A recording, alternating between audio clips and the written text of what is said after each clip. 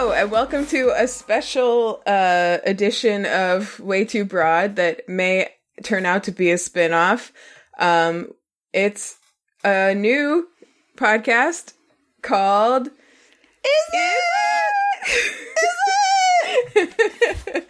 Where we are going to take movies that we love and, wow, just right on time, Jack. Jack's here. I knew it.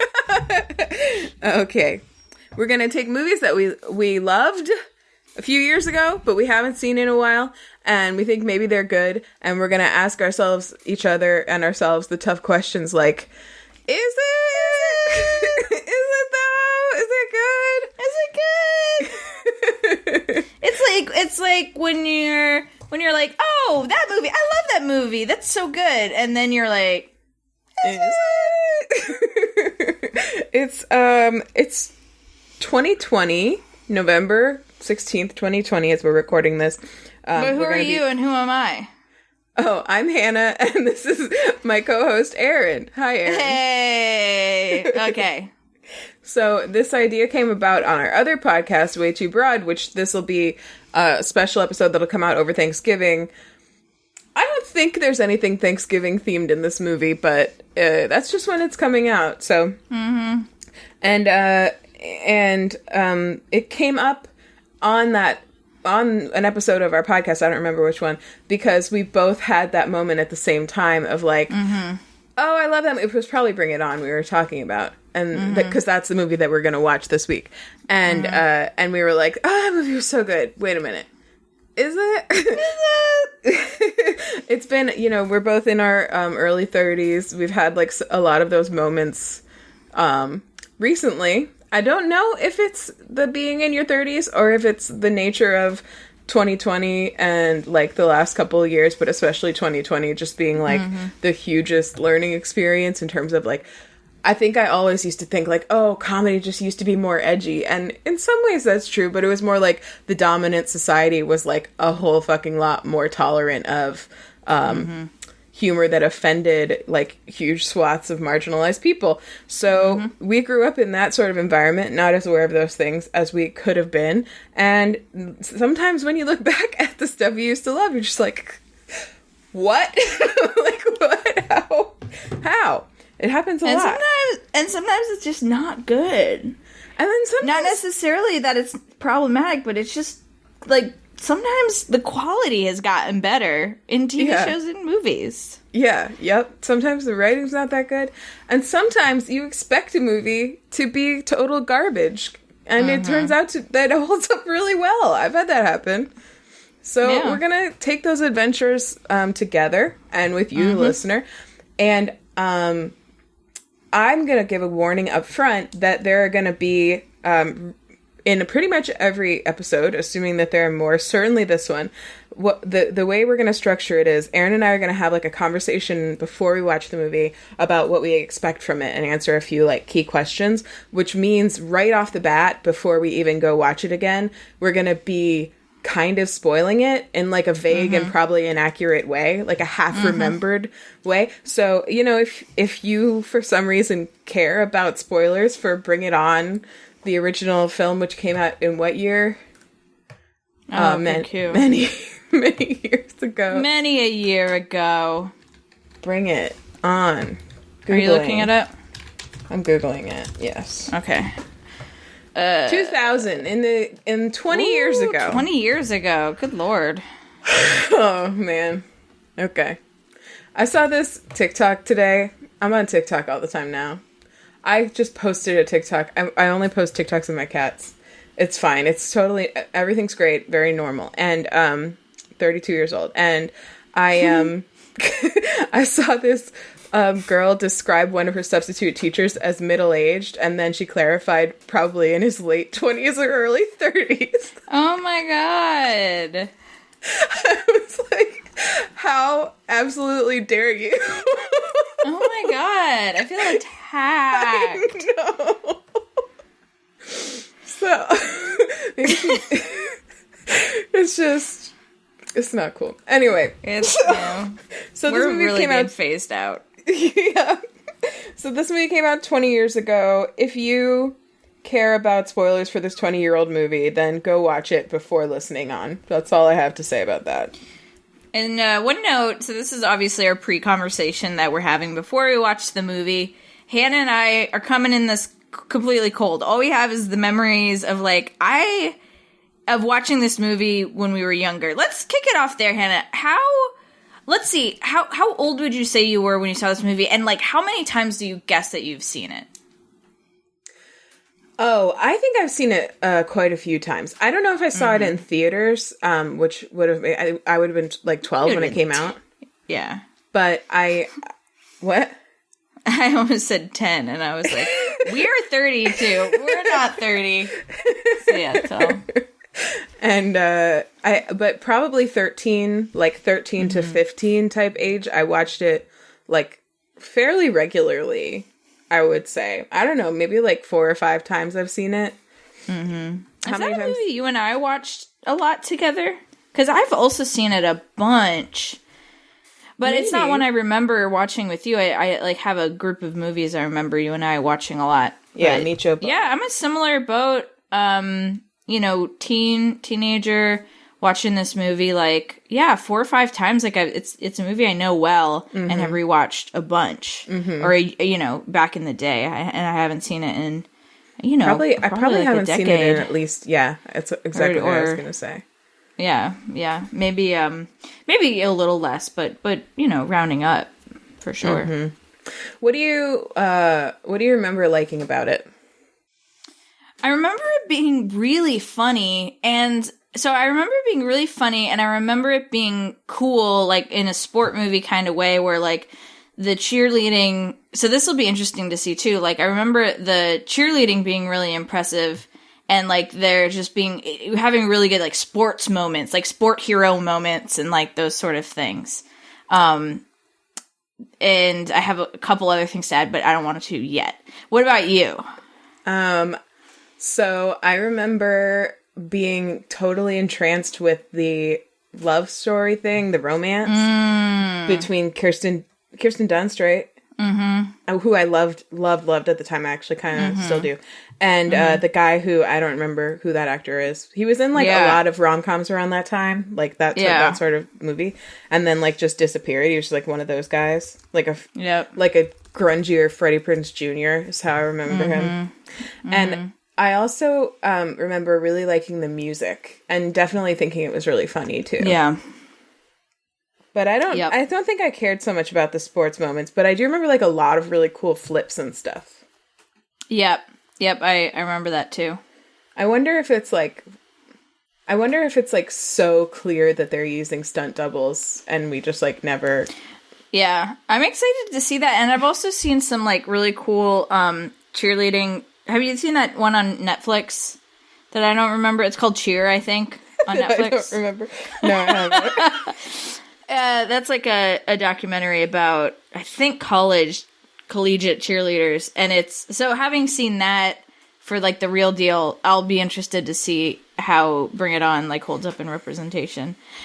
One thing, that I was thinking about today that I'm really interested in exploring in the second rewatch is, like, I think that movie had some gay stuff in it. I think. All right. Well, okay. Hold on. He's making a scene. On? I got it. He's climbing up the ladder. Hold on a second. I flippin' told you this would happen. Ian, can you take this boy? Jack? Okay. Well, Hannah's not here. She mentioned that Jack was going to be in the room with us, and she thought I was going to be fine because he was being a good boy, but we hadn't started recording yet. So I knew the moment that we started recording, he would start causing a scene. And listener, let me tell you, the moment we hit record, he started causing a whole damn scene. He was just sitting on the floor until I hit record, and then he jumped up on the desk and was making a whole scene the whole time. He does it with meetings, too. I'm at my desk that I work at, and, like, my boss makes fun of me often because she thinks he likes her, and I don't have the heart to tell her that he just has to be a nuisance at all times. It's not about her. Yeah. But yeah, he's been evicted. Sorry about that. Yeah, that's okay. But so, two things I was remembering about this movie. Number one, I think there is explicit gay stuff, and I think I'm gonna go. I don't remember exactly how it's handled, but I'm gonna go out on a limb and say poorly. I think we're gonna see the gayness be kind of like a butt of the joke, or like maybe the character who is evil is gay. I think maybe like the character we don't like is gay. But I also remembering feeling gay around kind of like Kirsten Dunst's and Eliza Dushku's character, and like having complicated feelings about that. But I didn't like know I was gay back then. So I'm really interested in like looking at that again. Like somebody thought they were a couple, or they just had these like sleepovers that just like, to me, I was like felt gay about. I didn't know that's what it was. In my recollection, and I also didn't know that I was not straight at the time. They had a lot of like chemistry, and they spent a lot of time like doing athletic things together. And I feel like there might have been a scene where like they like dirty danced with each other or kissed each other for in like a like bisexual for attention kind of way. Like probably not the most like woke way, like, but also her love interest was Eliza Dushku's brother. I mean, which is classically gay. Yeah, absolutely. So I'm super excited to see those with my experienced gay eyes and experiences, and also like look back on, baby gay Erin who didn't know that, and like feel that for her again, in a more satisfying way. So yeah. And I remember, this is another thing I'm wondering if it's gonna, we've learned, you and I know some people in society probably knew about it a lot sooner than us, definitely did, about like queer coding villains recently. And I remember always, maybe it's more explicit than I remember, and maybe that's what you were talking about before, but like I remember always feeling like there was something about Big Red's character that I was not understanding. Like I didn't understand like why she played something certain ways or whatever. Like she was just like a very clearly sort of nasty person, but there was this other element to it that I didn't really. I've always felt like I wasn't understanding what they were going for, and I do wonder if there was some queer coding stuff there that I wasn't picking up on. Yeah. And I think with Kirsten Dunst's like ex, that is like a whole gay thread as well. That he's kind of vilified, and I think he's gay in the Oh yeah, that's right. Yeah, and I can't remember how they handle it, but I'm gonna guess it's like they're using his gayness like as part of his like war crimes of his relationship or whatever. Mm-hmm. So the other thing that I am interested to see how much nuance it's handled with, of course, as evidenced by my backdrop that only you can see, Erin, is that the main rivals in the movie are the kids who go to the rich white school and the kids that go to the poor inner city, like largely majority minority school, right? Mm-hmm. And it's not, I certainly don't think, based on the plot of it, that they're making out the rival cheer troupe to be the villains. I don't remember thinking that they were doing anything wrong, but I do wonder now, like, in the end, I don't really remember, like, whether they were ever, like, given the respect that they deserved as, like, an extremely talented team that originated, like, all of the good moves that the rich team had. I don't remember. Right. Yeah, I don't either. I'll be interested to see that. Let's see, what else? Oh, do you remember off the top of your head? Well, we probably should have started with this. Do you want to give us a synopsis and bring it on? Okay, yeah. We should, going forward, we should start with what we think the synopsis is. So maybe you could plug this into the beginning. You could do a little quilt work. This is what I remember of the story of Bring It On, and you can interrupt me with more details if you have them. I think Eliza Dushku is the new kid, but maybe Kirsten Dunst is the new kid. One of them is.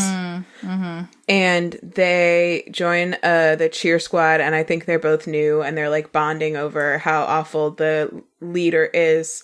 Her name is Big Red. She's a senior. She's about to graduate. They're like champion team, and then they're like at their first like football game performing, and the Clovers, who are the rival inner city cheer squad, show up at the football game and start doing their cheers as they're doing them, like proving that Big Red was stealing their cheers. And then that comes to light that she was doing that.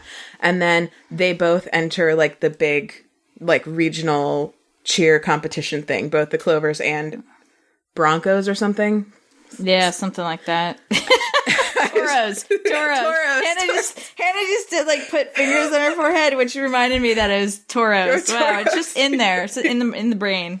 Oh, I remember the cheers being fun too, like the chants being really fun. And and then Brr, it's cold in here. Yeah. There must be some Toros in the atmosphere.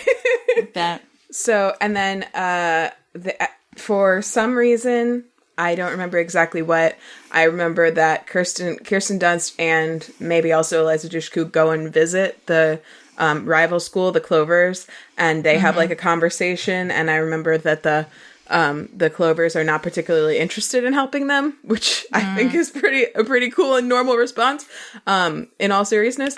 Yeah. Well, I don't feel like they went to help. They went to confirm that that's what was happening, and then they were confronted, and they were like, "I'm so sorry, I really didn't know." Yeah, I think they were really pretty. I think that's right. I think that's right. Yeah, and then they go, and then they have the competition. I think that a lot of the next part is like montage of practice. I think they have to make their new thing from like scratch, and maybe Big Red doesn't want to do it because she's like angry, and she quits. Right? We are moving on from synopsis to like detailed description of everything that happens in the movie, which is okay. Well, okay, so then they do the competition. We said there'd be spoilers. I'm just saying, I don't know if you know what a synopsis is. No, I guess not. I do remember, I'm just remembering now, I think there's like one guy on the Toros squad, and I think that he is like straight, right? And he's like always like, he's like, why aren't more guys cheerleaders? You get to touch girls' butts. Like, that's kind of stupid. Well, yeah, that was a question I was going to ask you, was like, because that reminds me of like the problematic things I can think off the top of my head. Is if you had any problematic things you can think of off the top of your head. Because one of the scenes I remember is that he I think it's like pretty graphic, but he like you don't see it happen, but basically he insinuates that like your digits slip when you're like holding up the women. I think that happens, and which is pretty like I remember that. Pretty fucking terrible. At the competition too, or something. And, yeah. And then he like smells his finger. Gross. And so like thinking about that now, like when I knew what was happening when I was teenager, but I didn't even really like think about it. And now thinking about it, that's like extremely like that's like assault, absolutely. And so that's interesting too. I'm interested to see how that lands. I feel like I know how that will land, but just like yeah.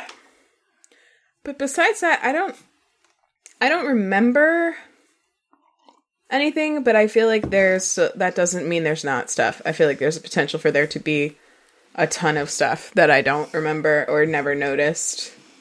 Yeah, or didn't know enough to notice. So should be interesting. I'm nervous. You know, every time I feel like every time we have one of these like is it moments, like I hesitate to watch the thing because I don't want to lose the memory of it. But you know, I just remember it being such a fun movie. Yeah, and I'm really excited to see if I still think it's fun. Yeah, me too. Yeah. So, how are we gonna... Do you want to describe to the listener how we're gonna be doing this? Yeah. So, we're gonna watch the movie. I don't even know where. I think it's on... Oh, I never looked. It's on Netflix? It's on Hulu? It's on Hulu? It's on Hulu, but you have to, like... It's on, like, Stars. You have to, like, start your free trial. Oh my gosh, The Sandlot is another one we should do. I don't think I've seen that. Oh, I love that one. So I think we have to rent it probably for $4. That's okay. On Prime. But I think we're going to do it... Well, we proposed doing a movie style, family movie style, so I think we should do it that way. Just like we did Wasamanu. Mm-hmm. Anybody who wants to join us, I'm sure Molly will want to watch it with us again. We'll watch Bring It On and kind of chat as a family in Slack, and then Hannah and I will come back together and kind of discuss our thoughts. I'm roping Ian into watching it with me, even though he's very non-committal. Will this be his first time? He doesn't really remember. I'm sure he will figure out if he's seen it before or not pretty soon into it. But yeah, cool. So we'll see. But yeah, so we'll see you all on the other side, I guess. See you on the other side. Bye for now. See you in 2 seconds for you, but like a week for us. Bye. Bye.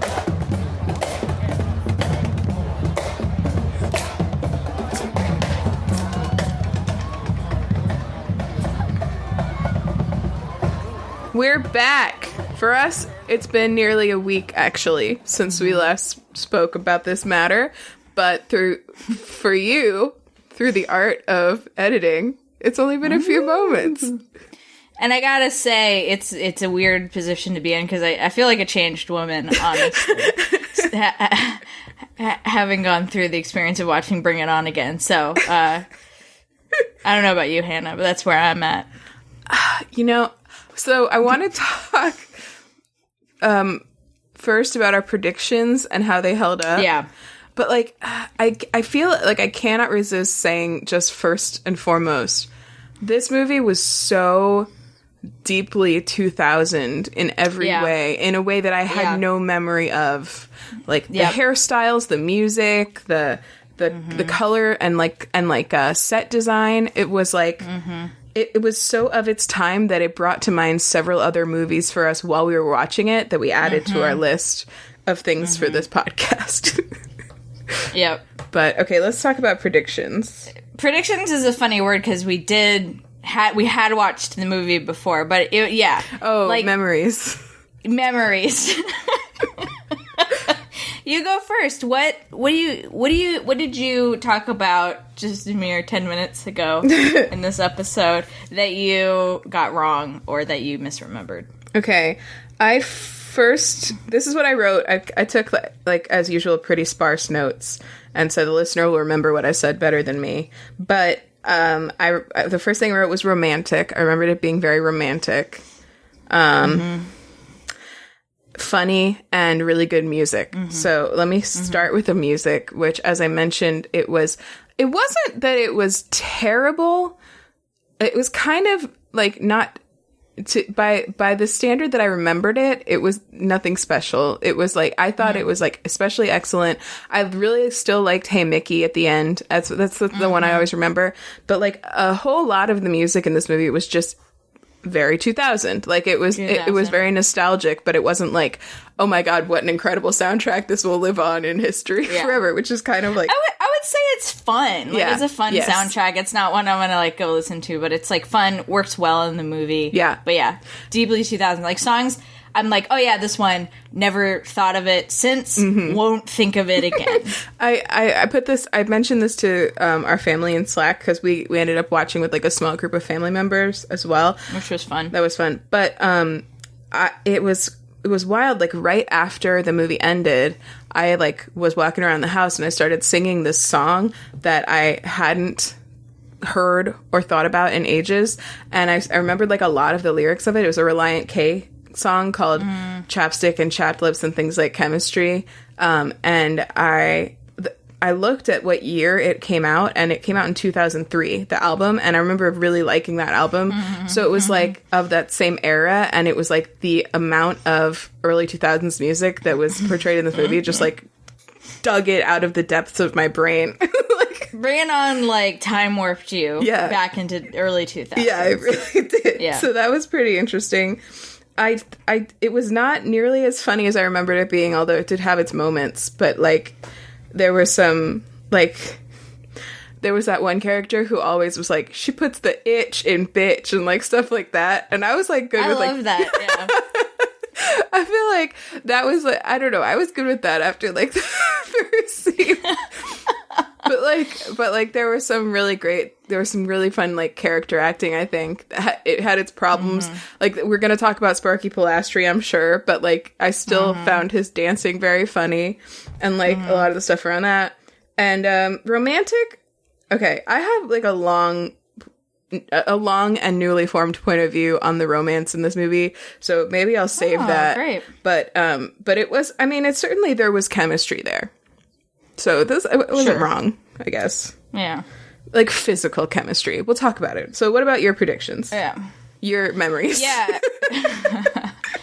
Well, I got one thing glaringly wrong. Well, it wrong with an asterisk, which is I thought there was a whole thing about like gay bashing. Well, there was a lot of that.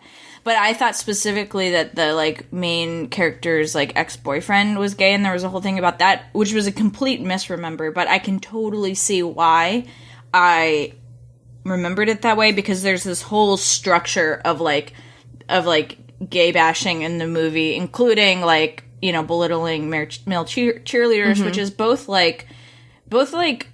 held up and like addressed in a negative way. Like the main character's ex-boyfriend sucks, and part of the stones they use to throw at him is like being made fun of for being a male cheerleader, and you kind of dislike him at that point, so you're kind of on that side. But then also obviously there are male cheerleaders that you're rooting for, one of whom is gay. So I just thought like there was way more like anti-gay jokes in it than I remembered, and so I'm not surprised I misremembered it in that way. Yeah, you also thought he turned out to be gay, right? The ex-boyfriend, which he didn't. Yeah, I totally thought he did. Yeah, and I also did. Definitely didn't. Yeah, I think I talked you into it. Yeah, maybe like 10 minutes ago. I think I did that. Another thing is like the gay subtext is like definitely not there in the way I thought it was. Between like, the two female leads? Between the two female leads. I think that was like me being really gay, and that was not in the movie like having gay subtext it wasn't there. And that is not something you convinced me of. I also thought that was there. But it truly That's just wasn't. our queerness like showing. Yeah. Also, like, Big Red was not queer-coded in any way I could detect, which was something that I predicted. Yeah. She wasn't. So that was funny, so just like the things, but I feel like there were atmospheres created, I think, that like tinted our memories in those ways, and that seems like it makes a lot of sense to me. Yeah. That we remembered them in that way. I thought it was funny. I did think it was funny. You know, I think my overall assessment of the movie is like, is it? Like, not really, but there were some zingers, like in very like time capsuled way that I really enjoyed. I think the movie is like, it's a kind of a romp. It's got good pacing. Yeah, it's great fun. pacing. There's a lot that happens for such a short movie. Yeah, and it's good. The acting's really good. And like Kirsten Dunst was 17 when she filmed that movie. Oh, like really? She was like, yeah, she was that age. And so, yeah, I just, you know, I loved like the zingers. Okay, we got to talk about this. I'm sure it's on your list. As you pointed out, the names in this movie are out of control, and that's not something I remembered at all. But everybody has like an outrageous name. I have a list. Do you want to go through it? Yeah, please do. All right, so the main character, her name is Torrance. Torrance Shipman, is that right? That sounds right. Her team, their like football team is the Toros. So she's Torrance, the captain of the cheerleading team for the Toros. And also that's just a weird ass name. I guess it's like maybe the least weird name. The family that moves to I think it's San Diego that they're in from LA, that like the love interest is part of, and the new cheerleader that's her new friend is part of. Their last name is Pantone. Our love interest. Huh? I said our love interest. Yes. I like Eliza Dushku, but she was not my crush in this movie. I think probably Torrance was more my crush in this movie. Eliza Dushku is, to me, I've rarely been impressed by her acting. I wouldn't say I was in this. I don't want to be too critical of anybody, 'cause she did what she needed to do, but she's just like, she got out there, she did what she needed to do, and she's still doing what she needs to do. I think she's got like a really good like skincare line out there now and stuff. Like, I have a lot of respect for her. She was never really my type, to be honest. But yeah, that's okay. Thanks for speaking your truth. Thanks for feeling comfortable to speak your truth. But their last name is Pantone, like the color books. So the love interest, the male love interest, his name is Cliff Pantone, and then his sister is Missy Pantone. Like, what the fuck? The two male cheerleaders that are like part of the main ensemble cast are named Les and Jan. I think Les is the gay one and Jan is the straight one with the digit slip thing. The guy who shows up to teach them a new routine, the choreographer, is named Sparky Pilastri. And they say his name in full in an absurd amount in this movie. And then the last one I have that I thought was kind of funny, and I feel like it was a cameo of someone who was like famous in 2000, but I don't really remember why. When they announced the winners at the end of the movie, one of the woman who announced like the second place and first place, her name was Brandy Tattersall, which I thought was kind of weird. And let me see who that was. She had like a really distinctive voice. There was another name that you put in the family Slack. Oh, well, there were also like, I'm not sure if it's like, I don't want to be like culturally insensitive, but like, it seemed to me like the names of the LA cheerleaders were kind of stereotypy, but I also don't know a lot about, like, I know that part of Black culture is like picking unique names often for your kids. So like, I don't know how common those names actually are, but what was it? One of them was named LaFred, and one was named Janelope. And, like, I tried to do some research on whether those are actual names, because I felt like they could have been being culturally insensitive with those names, but I didn't really get anywhere with it. And it wasn't like those names would have struck me in general. It was just, like, in the context of this movie where, like, all the names were just, like, out of control. Just, like... And it's funny, that just, like, didn't cross my radar. It wasn't on my radar. I know. You know, when I watched it back in the day. Weird. I guess she wasn't credited because she's not showing up in the cast. Anyway, I don't know who it was. But yeah, so the names were out of control. Never did I notice that once. Oh, okay. So I think Go ahead. Oh, sorry. Well, I was just going to bring up the fat jokes because they didn't quit with them. They really didn't quit with them. Yeah. They were like right from the beginning, like the first thing that happened was there was like an election process for a new captain for the team, and I don't remember what it was, but there was like one cheerleader who had like a bigger butt than everyone else, and in all other ways was like perfectly normal looking, and honestly even by today's standards didn't have that big of a butt, but like they were making kind of like fat jokes about her all along, especially Sparky Pilastri, but even like other people in the group, on the squad or whatever. What else? When else did they?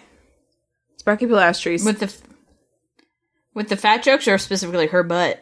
No, with the fat jokes. Oh, just sprinkled throughout the movie, just like all over the place. Yeah. Like, I didn't write them down, but I'm like looking through this thread and we were like, oh my god, another fat joke. Oh my god, another fat joke. Oh my god, another fat joke. Just kind of like throwing about just like gay jokes. You know, I was thinking about like, would I recommend people watch this movie? I wouldn't say so anymore. Number one, very 2000 time capsule. So like, if you weren't there, then there's not really anything for you. But I feel like this movie could succeed if it were made today. Like, it's got some good jokes, but they would have to cut all that shit out because we just like don't want it anymore, and there's no place for it anymore. You know, it's like I think we talked about this, 10 minutes ago. It's like there was this perception that I think people who grew up in the dominant culture like ourselves had, that like, or have now, that like, oh, these things were just more acceptable to joke about then. And like, technically that's true. In the mainstream culture, they were more okay to joke about. But like, that never made it okay, you know? And like, and there were several, so there were fat jokes throughout. There was, the Missy got called a dyke or an Uber dyke several times. Yeah, there was one insult that was thrown at her that I actually really enjoyed. Not in the context of like a negative, joke, but dykadelic. I enjoyed that in the context of like using it about myself in a positive way. Ooh, I'm feeling very dykadelic today. Like I got my tie-dye shirt on. But didn't appreciate it in the context, but did just jot it down for myself. There was one of the football players called another football player a fag at one point because a lot.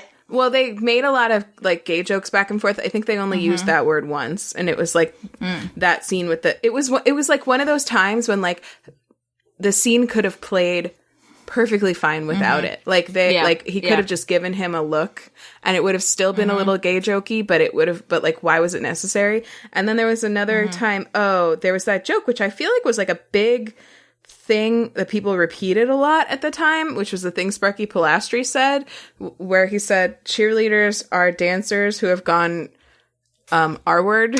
Oh, yeah. Which was like, I remember that being like a huge laugh line at the time, and now it's like, oh. Molly and I were like, oh, we don't say that anymore at Sparky Pilastri. But it, I feel like it even had potential in the way it handled some things. Like, I didn't make a prediction or try to pull a memory of how it ended, but I thought I remembered that the Clovers won the final national championship at the end, which they did, and I thought that was really good. They could have had more screen time, in my opinion, but I feel like in a lot of ways they handled that whole rivalry in a very respectful way that they didn't have to. Yeah. For the time. There was kind of like it could have gone like white saviorism kind of way, and there was even that was almost even addressed a little bit. Yeah, because she got money for Torrance got money for them to go to nationals, and then they said no thank you and got it their own way. I think also like there was a healthy amount of like righteous anger on the part of the Clovers throughout. Like they never even at the end it wasn't like Torrance and I think her name's Isis, like hugged it out. They just like gave like each other respectful nods and walked back to their squads. And it was like, it was always clear. I don't think, they didn't let them be white saviors about it. And they also like never acted like it was a requirement for the entire squad to forgive like the Toros. And they never did. And that was like fine. It was still. And Torrance like was totally on board with exactly how they felt about it and like let them have their space about it and was like, felt that way too, honestly, about all of the wrongs that they had done. Yeah. Also, just thinking about those kind of last scenes, this is another really interesting way that they kind of both like used like gayness as an insult, but also like there's like sweet moments. Like there's with the gay cheerleader who like he has like this sweet flirtatious scene with another cheerleader, and it's a sweet scene. It's not jokey. Yeah. It's not like, oh, look at him, he's gay. But it's like truly really sweet, and you feel like really sweet and happy about it, which I thought was just so funny in the context of just like the way they also used it against the big bad boyfriend. Yeah, that was a really sweet scene. I wished that it had ever been brought back. It was a very short scene, also. Yeah, it was very short. I want a whole spin-off with Les and that other cheerleader. He was, that guy, that blonde cheerleader that they, like, had a moment, he, like, had a moment with. He was, like, huge on Disney Channel movies at the time. Like, he was in a bunch of them. I recognized him immediately. And I didn't. It was because he was one of the main characters in a movie called Motocrossed. Did you ever watch that? No. I like sort of want to add it to the list because the interesting thing about Motocrossed is that it was a Disney Channel original movie. You know that time period when they were putting like a movie a week or something? It was like every Sunday there was a new one. It was one of those. And in it, there was a girl, like a young blonde woman who wanted to be a motocross rider. And so she pretended to be a guy so that she'd be allowed to do it. And during the time that she was like basically cross-dressing, cross-dressing, like cut her hair off, like was cross-dressing as a man to compete, she and this blonde guy like also fell in love, like in a very Mulan kind of way, like sort of. Wow. Like Disney original animated Mulan. I haven't seen the new one. And I think the reason I was so obsessed with it was, again, like my burgeoning unrecognized queerness was like, look at this, like extremely beautiful, but like masculine acting woman. Like, and I'd like to watch it again, to see how it kind of holds up. I just remember it being like a surprisingly sensitive portrayal of the situation. Like, I could be wrong, but I feel like when he found out about her, he was like not like, I just don't exactly remember now how he didn't like erupt in rage, which is like the typical response in these movies. I don't think he did. I feel like he was mad, but it was like that she'd been lying to him or whatever. How dare you make me feel like I might be gay? Yeah, I don't think it was like that. I feel like I have never seen that movie. I'd never heard of it. I feel like movies like that, like, start by the like producer or whoever, the writer, like has the name first. It was like motocross. She's a cross-dresser and playing in moto sports. There it is. Right? Like, it absolutely starts there. Yeah, probably. I mean, you gotta imagine the development cycle on those weekly movies was not that long. Yeah. I mean, honestly, if you had the name first, that probably is fantastic. Like, that's enough. It's a huge time saver. Yeah. All right, so let's see. What else do I have as far as problematic stuff? And then I want to talk about the romance situation. Okay, yeah. The tryouts, I just wrote oof in the tryout scene. I remember the tryout scene being very funny, but there were like apparently moments that made me go oof. I don't remember exactly why. I wrote the word squirrel. Oh, there was a time when they referred to the cheerleaders getting more squirrel than the football players or something like that, like referring to women, which was really weird. Wow. I thought totally passed me by. It was weird. Oh, there was a cheer off between, so there's a scene where they're at a football game and there's the Toros and then there's the opposing team, and then later the Clovers show up and like show everybody that they stole their routines. But before that happens, there's like a little like sidelines cheer off thing between the Toros and this other team, which is like notably their uniforms are less fancy and they're a more diverse group. Like, they're not as predominantly black as the Clovers, but they're more diverse because everyone in the Toros is white. And that's another thing probably we should talk about, is like, regardless of how well they handle the sort of interracial interaction at some points, all of the main characters are white in the movie without exception. So that's a problem too. It's a problem that still exists. But this team says, like, you know, some like shit talking thing in their thing, and then the Toros come back with a cheer that says, "That's all right, that's okay. You're gonna pump our gas someday." And that's like the killing blow, and they just walk away. They have nothing else to say. It's just one there and one back. And that felt to me extremely classist and and nasty as a thing to say. So I didn't like that. You're poor. The end. We won that one. You're poor. We win. In the grand scheme of things. Cute gay combo. Fat jokes. Yeah, that's what I had. All right, so can we talk about Cliff and Torrance? Yeah, let's talk about Cliff and Torrance. All right. I've got some thoughts. Okay.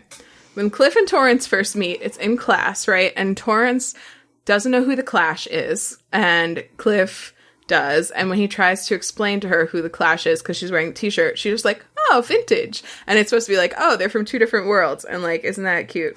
And like, sure, right? Like that, it's not like opposites attract is a thing. Like, I get it. You don't have to have all the same interests as a couple.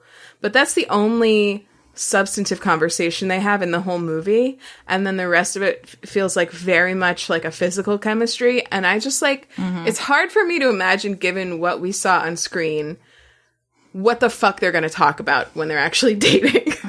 It's like my main concern for them.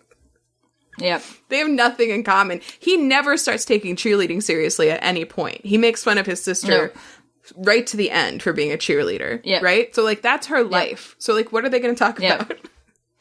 Also, I had a bit of an issue with... So, they were being kind of flirty. Again, no real conversations, right? He didn't ask her really anything about herself, etc., etc. So, it was all just kind of, like, hanging out with... you know, and seeing each other, like, they weren't hanging out together, but they would see each other and, like, smile or, like, brush their teeth next to each other. And then, like, he's, like, around when she gets dropped off by her shitty boyfriend and they kiss. And then he proceeds to pout about that for the rest of the movie and, like, ice her out, essentially. And I thought that was just, like... wildly immature and inappropriate. Like, how is that? And then she basically had to, like... I don't know how she... Well, I guess his sister had to, like, be like, stop being an asshole. Yeah. But... Or she had to, like, try to, like, get him to stop icing her out. And I was just like, you have absolutely no right to act that way. Yeah. You had never had any conversations about any of this. She would have told you she had a boyfriend. Yeah. Actually. Yeah. She totally would have. Like, even in that scene, she clearly seemed, like, guilty in a way that didn't make any sense, you know, based on what we'd seen between the two of them. But also, she was like, he's my boyfriend. And, like, she kind of said it matter-of-factly because, like you said, they never talked about it. Like, it's not... They never talked about it. He has every right to be disappointed and, like, to be scared off. He could be disappointed. Yeah. Not pouty at her. He'd be pouting on his own time, but he, like, iced her out, essentially. Yeah. And I was like, okay. I don't know why he even know, he's a teenager or whatever. Yeah. But I'm like, you know, whatever. Oh, I also wanted to say, I thought the casting on those two siblings was excellent. Like, Eliza Dushku and that guy could absolutely be brother and sister. Yeah. Yeah. Actually, they had good sibling chemistry. Yes, they did. I was going to look up if they were, because I don't remember seeing him in anything ever again. I really don't think so. No, he was in that, like, swim... Oh, he was in Swim Fan, huh? I didn't see that one. I didn't see it either. I just saw it. Cliff. We just know about it. Zero 2000. Jesse Bradford, yeah. No. I guess he was in Swim Fan.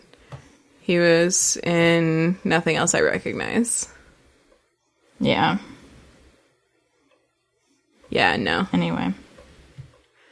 But he was good. I thought he was good. I thought their chemistry was good. It's just like there wasn't a lot of... I feel like overall, like, that was oddly, like, one of the most lazily written parts of this story. Like, there was... Yeah. The conflict, like, had to be there for whatever reason. I feel like his actions... I agree his actions didn't make any sense and were very, like, sort of presumptuous and whatever. But I also think, like, it may have been more the script's fault than... the character's fault, if you know what I mean. But, and also, like, he just flew to Florida because he missed a phone call at the end. Like, that's really weird.